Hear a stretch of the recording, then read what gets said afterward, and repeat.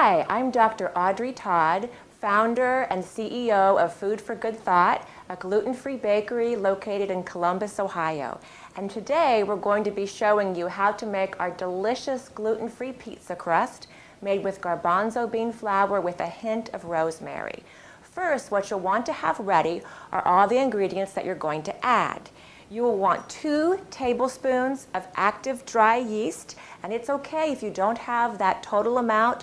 You can use just 1 tablespoon and it'll still work. You also want 1 tablespoon of your cider vinegar, and if you don't have cider vinegar, you can also use any other kind of vinegar and it will still work. You'll also want to have 1 teaspoon of olive oil and a little bit of olive oil left over for making your pizza crust and kneading your dough. You'll also want to have 1 1/3 cup of warm water. Your water needs to be warm to activate that yeast.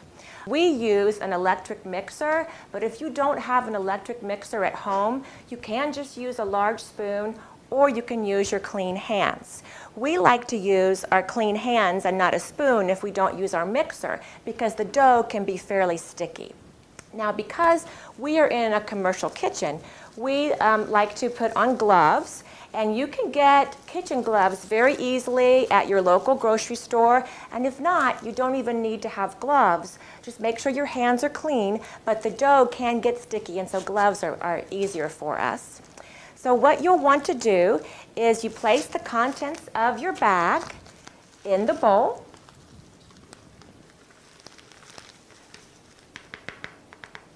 You've got 2 tablespoons of your active dry yeast, 1 tablespoon of your vinegar, and 1 teaspoon of your olive oil. You'll want to add your 1 1/3 cup of your warm water.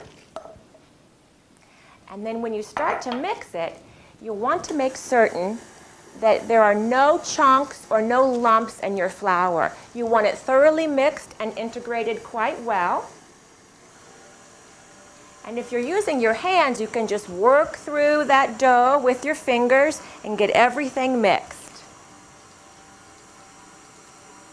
So once you have your dough thoroughly mixed, you'll want to take some of your olive oil and just put it on your pan so that when you get ready to cut your crust, your pan does not stick to your pizza crust.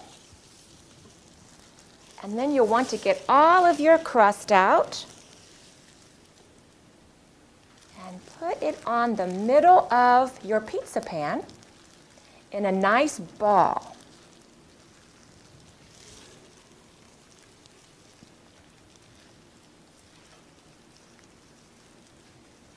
Okay, and then what you'll want to do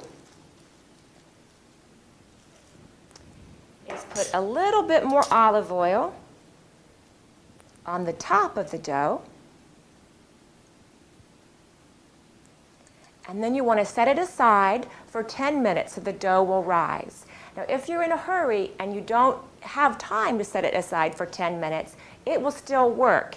It's just much easier if you set it aside for 10 minutes for the dough to rise and for the yeast to really work, and then it'll be easier and less sticky for you to be able to knead that dough into a beautiful pizza crust. One of the things you may also want to have is some extra gluten-free flour to dust your pizza dough while you're kneading it, since it can get sticky. Now, if you don't have gluten-free flour in your pantry, you can also use cornstarch, because that works just as well. So while you're waiting the 10 minutes for your dough to rise, you'll want to preheat your oven to 400 degrees. So now our dough has risen and it's time to knead our dough. What you'll want to do is use the bottom of the palm of your hand, and you start with both hands and you start pushing your dough out to the perimeter of the pan from the center. Now, if it is sticky, as it is here, you can use a little bit of extra gluten-free flour or cornstarch if you don't have gluten-free flour in your pantry, and a little bit more oil. And you'll just want to push out to the perimeter of the pan.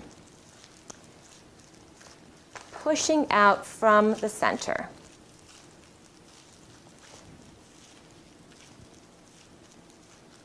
Now what I like to do is that once I reach the perimeter of the pan, I like to kind of give the crust a little pinch like that, so that you've got a nice edge or a nice rim. And if you don't have enough at the perimeter to give that crust a little pinch, you can just push out more from the center to give yourself more dough to work with. You'll want to continue to shape it with your hands to a shape that you're satisfied with. And as I said, I find it very satisfying to have a nice rim or edge around the perimeter of your pan. And voila! You have a beautiful gluten-free pizza crust ready to put in the oven. Now that you've preheated your oven, you'll want to put your crust in your oven at 400 degrees for about 10 minutes. Because oven temperatures vary, you'll want to start looking at your crust after about 5 minutes to make sure that you don't overcook it. You want to par bake your crust, and it should look a little tan because you will bake it again once you put your cheese and your toppings on it. Now we like a thick crust, but if you prefer a thin crust, you can make 2 pizza crusts out of this. And whatever it's thick or thin, our pizza crust is packed with protein, and it's much more filling than your traditional pizza crust. So you may feel satisfied after 1 or 2 pieces and save the rest for later. So now your pizza crust is ready. You can take it out of the oven. You've got your delicious pizza crust. And now you're ready to add your sauce, cheese, and toppings. Thank you so much for watching, and enjoy.